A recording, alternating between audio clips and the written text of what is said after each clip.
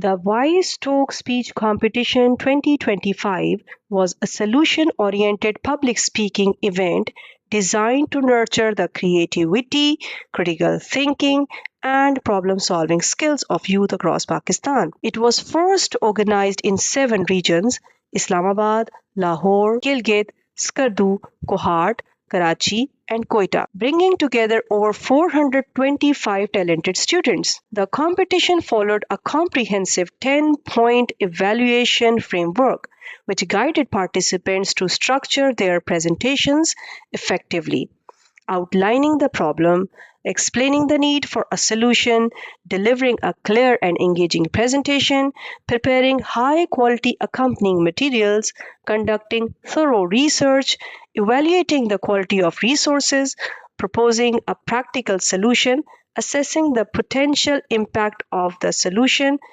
presenting a detailed plan including timeline and budget, and integrating Islamic values into their speech.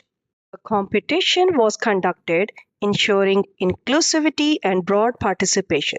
In each regional contest, the top 2 winners in each gender were selected to compete in the national level final held in Islamabad.